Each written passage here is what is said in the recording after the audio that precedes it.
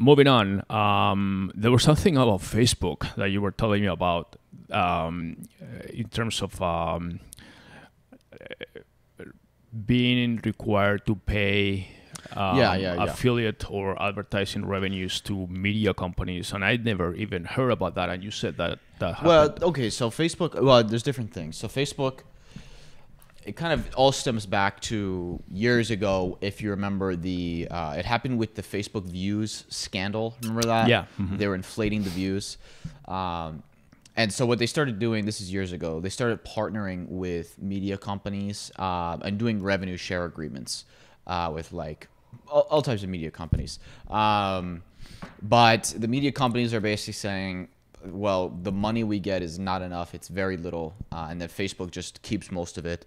And that Facebook should have to pay a significant amount of the ad revenue that they generate to, in this case, it was the New York Times that was saying this, that hey, us New York Times should get a significant amount of the ad revenue because, you know, we are generating content for Facebook. Facebook doesn't generate any content. And in Australia, they passed a law that basically put into place that now Facebook and Google and other aggregators are required to pay certain cuts of the advertising revenue they generate to these media companies. I think is ridiculous. I think the New York Times, another company that was complaining about this was BuzzFeed, saying, oh, we don't get enough revenue. Oh, you know, we had to make layoffs and Facebook has been totally fine and making more money with advertising. Let me clarify this for everybody and for myself first. So Facebook, let's say that any user, because it's basically Facebook is user-generated content. Right. Any user... Right. Facebook doesn't make content. Right. It's so any user, any Facebook user decides to post a link to an article from the New York Times and says, hey, I can't believe I read this or something to his friends, his newsfeed or whatever. So in the same way that YouTube has AdSense, and if you upload a YouTube video, you basically get 45% of the ad revenue that your video generates. Yeah, but that's for the user. If I have an AdSense account. Right. So if you upload on YouTube, right, YouTubers, how it works, they upload their videos and then all those ads that you see pre-roll, mid-roll, whatever, right, that's basically split. If Google or YouTube takes 55% and the other 45% goes to the YouTuber, the uploader, right, basically. Right. And so now they're trying to do a very similar agreement to Facebook, but they not even just for videos, but for articles, for everything. But who gets the money? Facebook obviously gets all the money because that's when you run Facebook ads through Facebook's platform, and they're trying to basically say that New York Times generates a ton of content for Facebook and that Facebook should pay them for that content. And that's what this law was putting in place. I don't know all of the minutiae of exactly how it works, but the idea is that Facebook generates tens. Do they generate hundreds? Definitely tens of billions in ads revenue, and that they need to start giving large chunks of that to media companies, and that it's Facebook's fault that media companies started failing, and that they need to pay the price.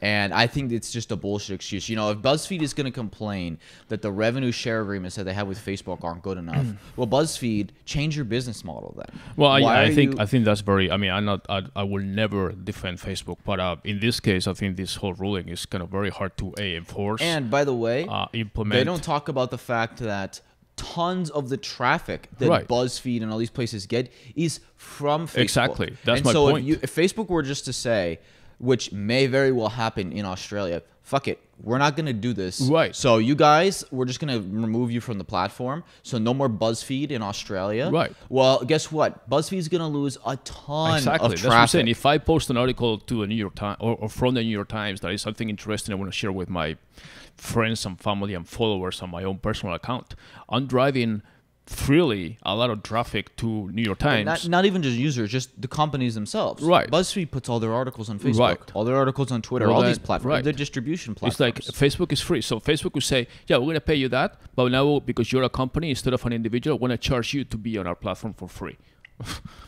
I mean, I just think it's excuse making. Yeah. I think that, hey, BuzzFeed, you want to make more money? How about you make better content? I'd be interested to see how that happens in Australia, because usually when it happens in one country, then other countries start saying we're going to do the same.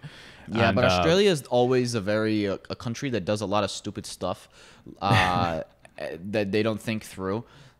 They've done it many times. They did it recently with a copyright law that was absolutely ridiculous. And even Europe, who, Europe is very pro-regulation. European Union, I heard European officials saying, yeah, that law is fucking crazy, Australia. I don't know what they're thinking. So I would take Australia's laws with a grain of salt because they love to just throw regulations at everything.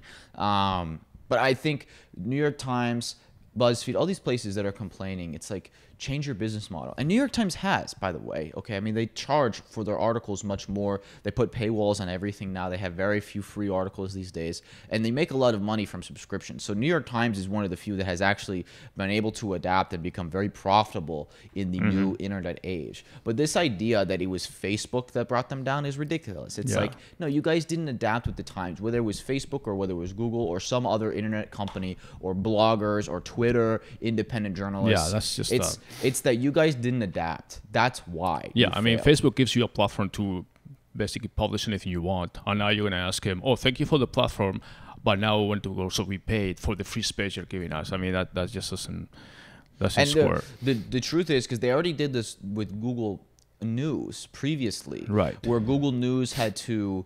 I forget the exact stipulations, but Google News had to start...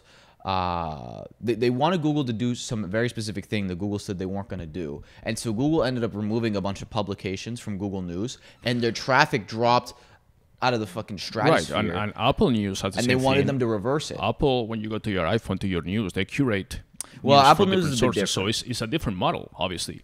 But Apple does actually what they want right. Facebook to do. Apple splits revenue 50-50 with the publishers. Right. But a lot of publishers are not on Apple News right. because they don't generate enough in subscription revenue. Right. But they also, when I go to Apple News and I see an article for the New York Times, I have maybe 2-3 articles a month or something like that to see. Right. The rest of the time I need to be a Times, subscriber. So they're just driving traffic. Right. And then you decide whether you want to subscribe or not, because whether you come from Apple or any other source or Facebook, the New York Times has a limited number of articles per month that you can watch or you can read.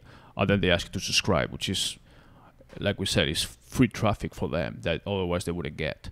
So, which in turn allows them to get more advertisers and more click-throughs and everything else. I just think that there's so many, whether it's Katzenberg with Quibi or New York Times or BuzzFeed. Everybody's blowing smoke. Everybody's trying to find any creative ways to squeeze advertising or revenue from here and there. Nobody wants to take responsibility for their business failures and their lack of vision and lack of seeing that, oh, things are changing and we need to adapt. And they make every excuse in the book. They want to lobby. They want to regulate. It's no different than oil companies doing the same thing, trying to stop electric cars from happening.